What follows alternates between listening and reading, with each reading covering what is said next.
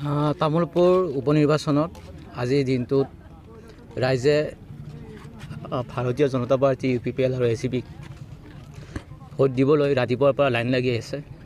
গতিকে আমি ভাল ফলাফল পাম বুলি আশাবাদী। আৰু যি 5টা সমষ্টি নিৰ্বাচন হৈছে, আটাইতকৈ বেছি মাৰ্জিন লৈ তামোলপুৰ সমষ্টিত আমি বিজয় ধ্বজা উৰুৱাম বুলি আমি সম্পূৰ্ণৰূপে আশাবাদী।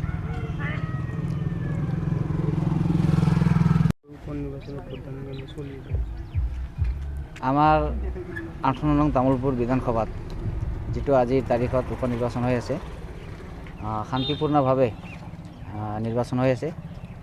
কিমান শতাংশ ভোটদান হৈছে এতিয়ালৈকে সঠিক আমি পোৱা নাই, অলপ কিছু সময় পিছত সঠিক সময় পাম।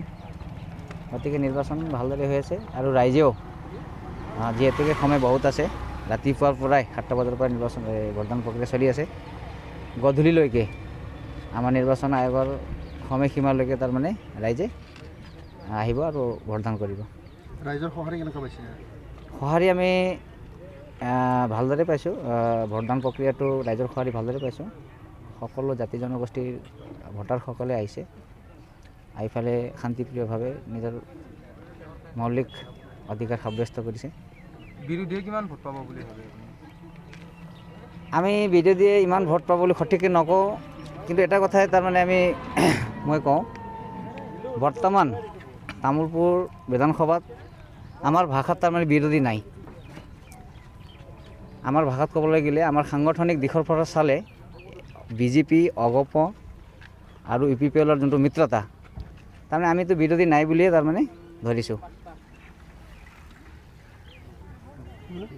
ভিতৰত বিভিন্ন ভোটিং কেন্দ্ৰ হৈ আছে, কিমান আশাবাদী?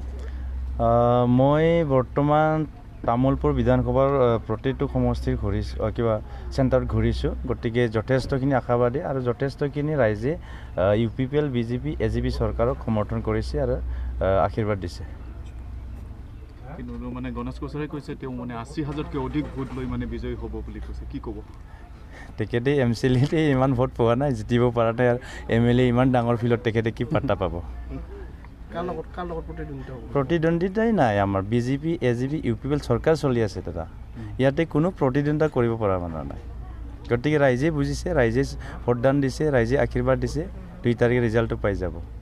কিন্তু যথেষ্ট আমি মানে গোটেই মানে ভোট চেণ্টাৰত দেখিছোঁ, মানে যিখিনি ভোটাৰ ৰাইজৰ যি সমাগম যথেষ্ট কম পৰিব বুলি আমি প্ৰত্যক্ষ কৰিছোঁ। আপুনি কি ক'ব? এইটো আহি আছে, লাহে লাহে আহি আছে, চবেই ব্যস্ত আজিৰ তাৰিখত। যিহেতু লকডাউনটো জাষ্ট অলপ নৰ্মেল হৈছে, নৰ্মেল হোৱাৰ কাৰণে বহুত কামত ব্যস্ত আছে, বহুত কৰিবলগা কাম আছিলে। আজি ধান কাটাৰ বতৰ, গতিকে লাহেকৈ আহি আছে, আহিব, এইটো কোনো টেনশ্যনৰ বিষয় নহয়। ভোটাৰ ৰাইজক এইটোৱে ক'ব বিচাৰিছোঁ, পৰিৱৰ্তনৰ কাৰণে, পৰিৱৰ্তনৰ স্বাৰ্থত, উন্নয়নৰ স্বাৰ্থত, নিবনুৱা সমস্যা সমাধানৰ স্বাৰ্থত, শিক্ষাৰ ক্ষেত্ৰত কাম কৰাৰ স্বাৰ্থত, আজি হেল্থৰ ক্ষেত্ৰত, ইৰিগেশ্যন ক্ষেত্ৰত, গতিকে ৰাইজৰ লগত চৰকাৰক আশীৰ্বাদ দিব লাগে, চৰকাৰত থাকিব লাগে আৰু শৃংখলাবদ্ধ বজাই ভোটদান দিব লাগে, এইটোৱে অনুৰোধ জনাইছোঁ। উন্নয়নৰ বাবে সকলোকে ওলাই আহিবৰ কাৰণে আহ্বান জনাইছে। নিশ্চয় আজি উন্নয়ন, তামোলপুৰ জিলা হ'ল, তামোলপুৰ মেডিকেল কলেজ হ'ল, ভেটেনাৰী কলেজ হ'ল, মডেল কলেজ হৈ আছে, চৰকাৰৰ দিনত বিভিন্ন অনুষ্ঠান প্ৰতিষ্ঠান আহি আছে। গতিকে উন্নয়নৰ স্বাৰ্থত ৰাইজক মই ভোটদান দিয়াৰ কাৰণে অনুৰোধ জনাইছোঁ।